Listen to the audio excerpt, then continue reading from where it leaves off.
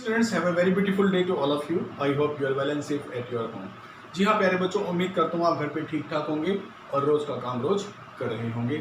आज हम करने वाले हैं केंजियन थ्योरी का चैप्टर नंबर 9, जो हमारे सिलेबस में चैप्टर नंबर 9 है और नाम है इस चैप्टर का problem of deficient demand and the excess demand. जी हाँ, इस चैप्टर में हम डिफिशिएंट डिमांड अर्थात अभावी मांग और एक्सेस डिमांड यानी कि अधिकतम मांग के बारे में पढ़ने वाले हैं।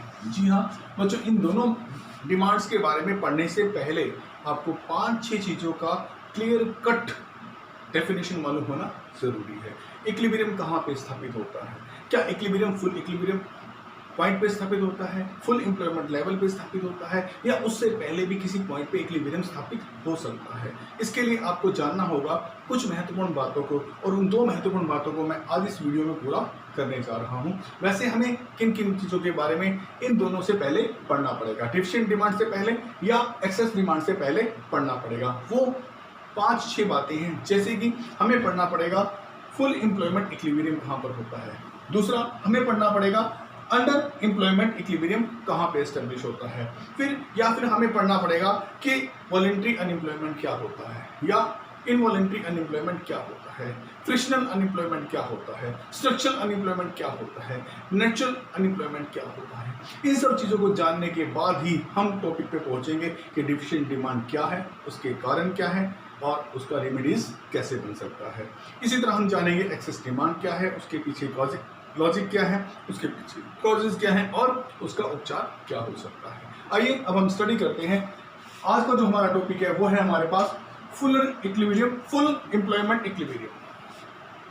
Full employment equilibrium it refers to that situation. ये वो सिचुएशन होती है मेरे बच्चों जहां पर इकोनॉमी के अंदर एग्रीगेट डिमांड एग्रीगेट सप्लाई के बराबर होती है। आपको तो पता है जहां एग्रीगेट डिमांड एग्रीगेट सप्लाई के बराबर है या एग्रीगेट सप्लाई एग्रीगेट डिमांड के बराबर है, वो अपने आप में स्वतः ही ऐसी स्टेज है जहां पर इक्विलिब्रियम हो जाता है। यहाँ पर हमारी इसी एग्रीगेट डिमांड एग्रीगेट सप्लाई से ही हमारी एसआई अप्रोच का जन्म हुआ था। अर्थात इन दोनों में कोई भी कंडीशन हो वो हमारी फुल एम्प्लॉयमेंट इक्विलिब्रियम की सिचुएशन होती है, जहां पर एसआई के बराबर हो या एएसएडी के बराबर हो। इन दोनों ही अवस्थाओं में फुल इक्विलिब्रियम लेवल का जो है इक्विलिब्रियम पाया जाता है along with the fuller utilization of resources. मेरे बच्चों, जब एडी एएस के बराबर है या फिर एएस एडी के बराबर है या हम कह लें एसआई के बराबर है, जब ऐसी सिचुएशन होती है और साथ में सभी रिसोर्सेज का पूरा इस्तेमाल कर लिया जाता है, देश के अंदर जितनी भी पॉपुलेशन है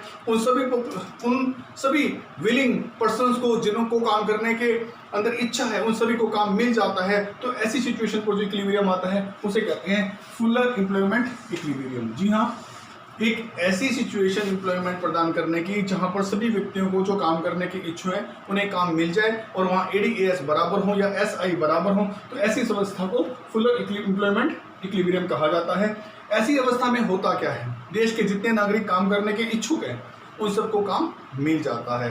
जी हाँ, यहाँ जो इक्विलिब्रियम आता है वहाँ पूर्ण रोजगार पाया जाता है, एक अर्थव्यवस्था में पूर्ण रोजगार की स्थिति पाई जाती है और अधिक कैपेसिटी नहीं होती देश में, और लोग जब खाली ही नहीं है, सभी नागरिकों को काम मिल चुका है, खाली ही नहीं है, तो उस देश में कोई एक्सेस कैपेसिटी नहीं होती है।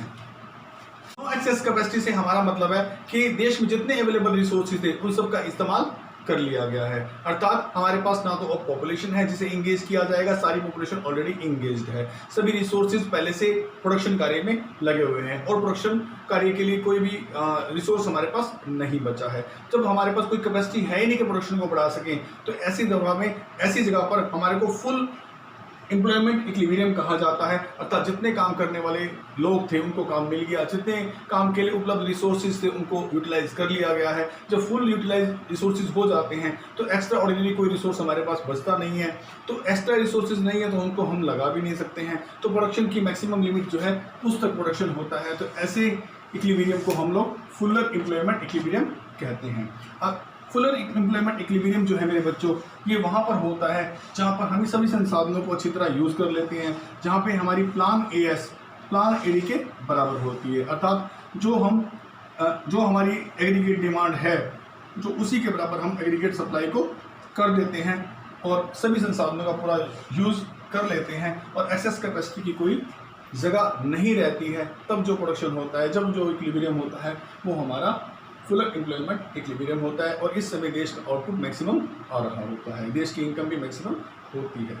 अगला है अंडर एम्प्लॉयमेंट इक्विलिब्रियम। मेरे बच्चों, मैंने आपको बताया कि इक्विलिब्रियम फुल एम्प्लॉयमेंट लेवल पे भी स्थापित होता है और फुल एम्प्लॉयमेंट लेवल से नीचे भी, अर्थात अंडर एम्प्लॉयमेंट इक्विलिब्रियम का मतलब है फुल इक्विलिब्रियम लेवल से पहले भी ADAS जो है हमारी एक दूसरे से स्ट्रक कर सकती हैं। इट रेफर्स, ये जो अंडर एम्प्लॉयमेंट इक्विलिब्रियम है, ये एक ऐसी सिचुएशन होती है बेटा जहाँ ASAD के बराबर तो आ जाती है, अर्थात SI के बराबर आ जाती है, लेकिन अभी भी कुछ रिसोर्सेज ऐसे हैं जिनका इस्तेमाल हम नहीं कर पाए हैं। कुछ लोगों को काम अभी भी नहीं मिला है, कुछ लैंड, कुछ ऐसे रिसोर्सेज अवेलेबल हैं धरती के अंदर, हमारे देश में, हमारी इकोनॉमी के अंदर, जिसका हम अभी यूज़ कर सकते हैं, अर्थात प्रोडक्शन की कैपेसिटी को बढ़ाने लायक रिसोर्सेज हमारे पास उपलब्ध होते हैं। अर्थात फुल एम्प्लॉयमेंट इक्विलिब्रियम यहाँ नहीं है, बल्कि यहाँ पर अंडर एम्प्लॉयमेंट इक्विलिब्रियम की सिचुएशन बन रही है। ऐसी जगह पर इक्विलिब्रियम तो जो है फुल एम्प्लॉयमेंट लेवल से पहले आ जाता है, लेकिन यहाँ पर जो खास बात ध्यान देने वाली है ऊपर वाले से अलग है।